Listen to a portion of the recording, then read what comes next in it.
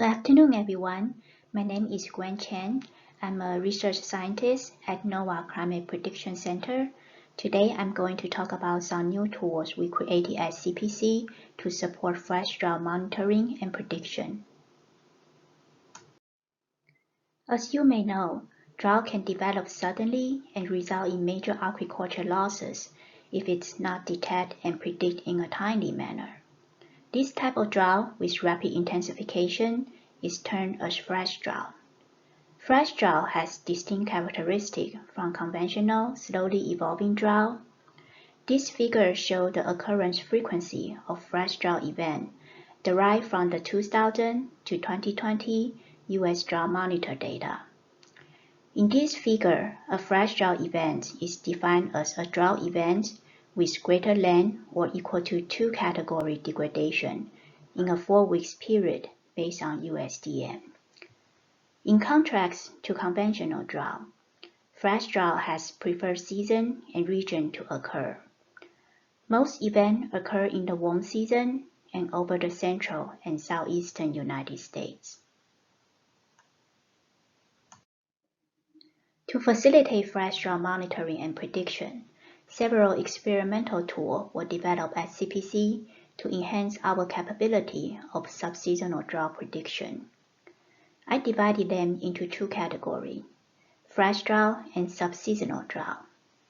Here, flash drought is referred to drought with rapid intensification, and subseasonal drought is referred to drought conditions evolving on subseasonal timescale, including drought improvement or deterioration. All these tools are accessible at CPC website under Products/Drought/Subseasonal. Forecasts are updated daily with various lead time from 1 to 4 days, depending on data availability. The first tool we developed is to monitor flash drought occurrence in real time. These tools use the same definition of flash drought that was used in the flash drought characteristic study we published in journal Atmosphere in 2019. This definition satisfies the 2 requirements proposed by Heidke et al. 2018. Their first requirement is to account for the rapid intensification rate, that is, the flash part. And the second requires that the condition must actually fall into drought during the rapid development period, that is, the drought part. This definition also meets CPC's requirement and consistent with how drought is defined operationally. On the right is an example of the flash drought monitor issued on June 1st this year. During May, there were rapid drought development over the East Coast with 2-category degradation from May 4 to June 1st. The second tool is the Potential Flash Drought Development Tool. This tool is designed to predict areas vulnerable to flash drought development, using NL-2 daily evapotranspiration and precipitation data. The Rapid Change Index is used as the drought susceptibility matrix. RCI is the accumulated magnitude of moisture stress change occurring over multiple weeks, and drought is likely to develop when RCI is negative. Because RCI, like all drought variables, change with time, so it is difficult to capture drought developing signal by just monitoring RCI map.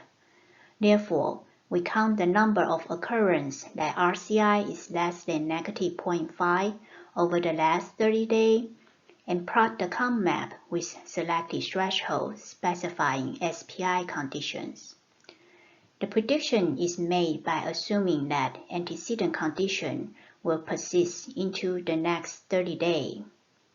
For more information about the methodology of the flash drought tool and its real-time verification, please refer to our paper published in journal Atmosphere in 2020. The figure on the right shows an example of the real-time prediction issued on May 19 this year. On the map, the darker the color, the more likely drought to develop. In this case, the flash drought tool indicated potential drought development over Virginia and the Carolinas, which was verified by the flash drought monitor 2 weeks later, shown in the previous slide. In this figure, you may notice that some areas with color shading did not develop flash drought, such as California, Northern Plain, and around the Great Lake region, as this area was already in drought at the time the prediction was issued.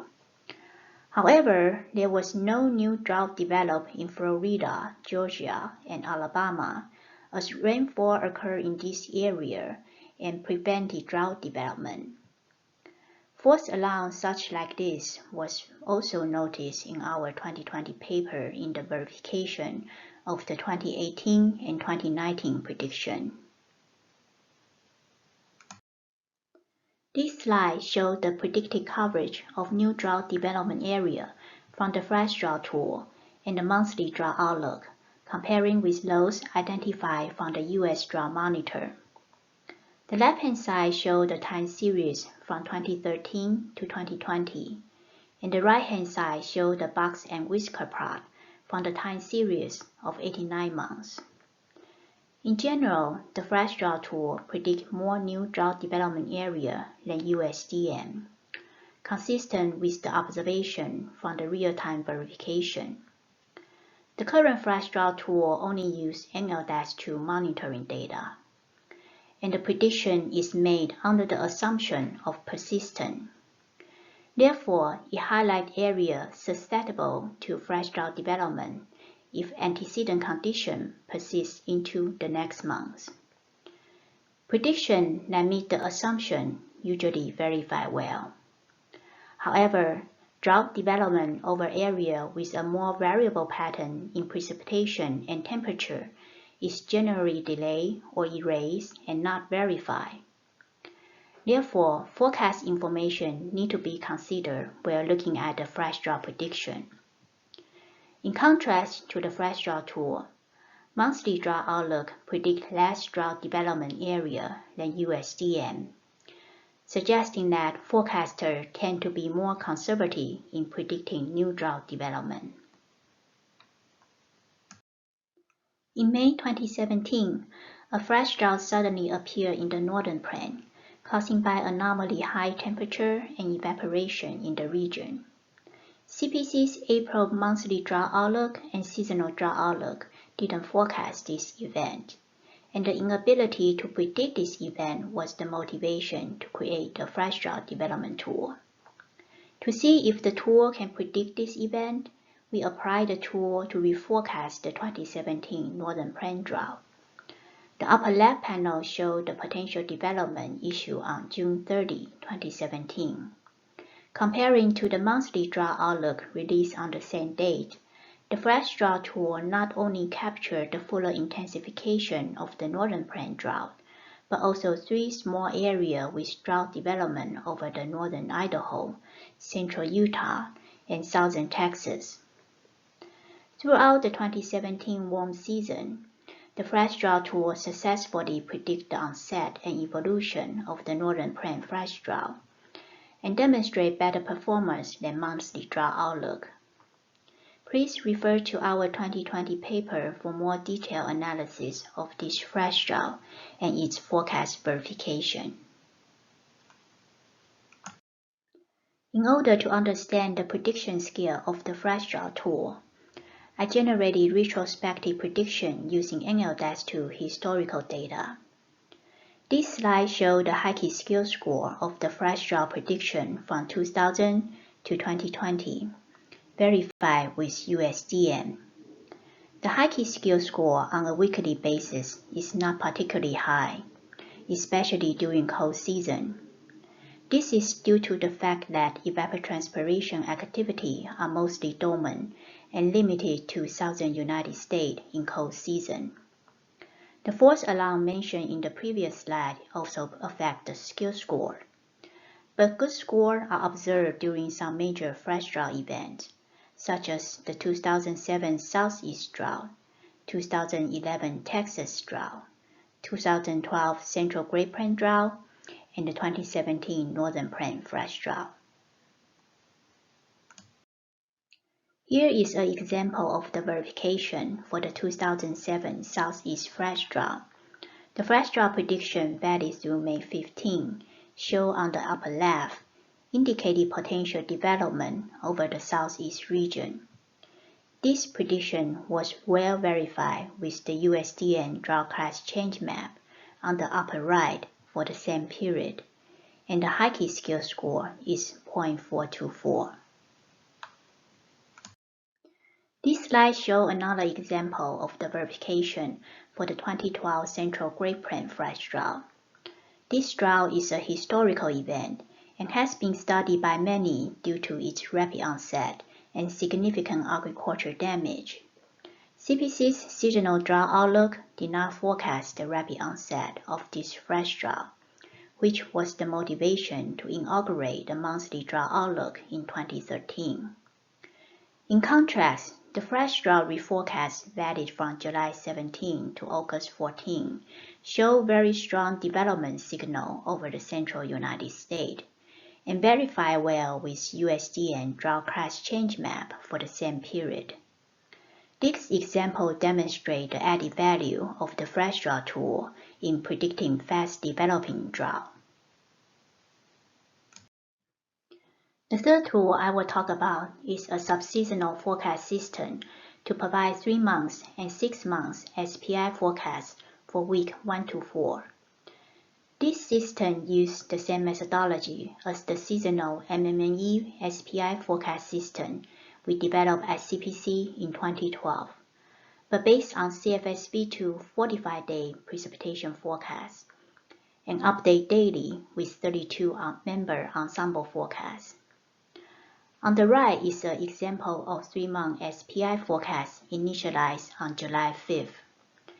In the figure, the left column shows the 3-month SPI forecast for weeks 1 to 4, and the right column shows the difference from the initial condition, so it is easier to identify areas with increased dryness or wetness. In this case, 3-month SPI forecast indicated that dryness over most of the U.S. is likely to improve in the next 4 weeks. The fourth tool is a subseasonal hydroclimate forecast system. This system uses CFSV2 45-day precipitation, temperature, and wind forecasts to drive the variable infiltration capacity land surface model to derive offline soil moisture, evapotranspiration, and runoff forecasts using NL-2 as initial condition.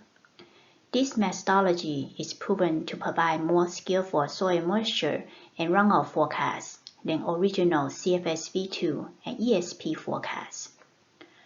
For detail of the methodology and seasonal soil moisture forecast evaluation, please refer to our paper Moore et al., published in Geophysical Research Letter in 2012.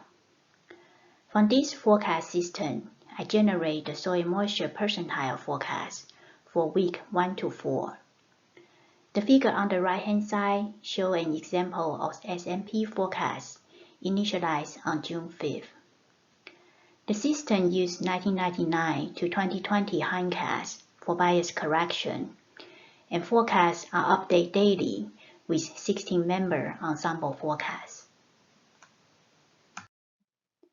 In the SMP forecast figure, I also provide the drought class change forecast map for week 1 to 4.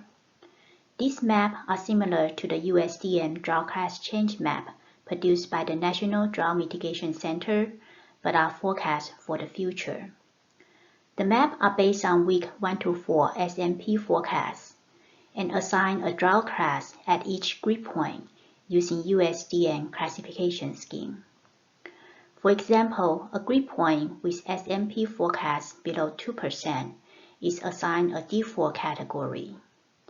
Then the difference of number of categories from the initial condition are calculated for each grid point. This forecast map can help forecasters easily identify areas with drought development or improvement for the next 4 weeks. In this case, rapid drought deterioration is forecast over the upper Midwest and Northern Plain in 2 weeks. From the same hydroclimate forecast system, I also produced the week 1 to 4 evapotranspiration and runoff anomaly forecasts, as well as their difference from initial conditions. These forecasts can be further used to create rapid change index and standardized runoff index forecasts to enhance the flash drought tool or predicting hydrological drought. The last tool I will talk about is an integrated product that combines information from the flash drought tool and the subseasonal 3-month SPI and soil moisture percentile forecast. This tool uses the latest USDM as initialization and synthesize information through a decision tree process to determine drought tendency category for the upcoming months. The forecast map uses the same format as the drought outlook map, so it is intuitive for the forecaster. By using this integration process, the false alarm in the flash drought tool can be reduced. On the right is an example of the objective drought tendency forecast issued on April 30 this year. Please note that this experimental tool currently only incorporates shortened drought indicator, and therefore the forecasts are only valid for shortened drought. Cautions are needed for areas under long-term drought, such as the Northern Plain and Southwest. Limited by time, I only provide an introduction of these experimental tools in this presentation. If you have any question or suggestion for the tools, please feel free to send me an email. My email address is listed on the slide. Thank you.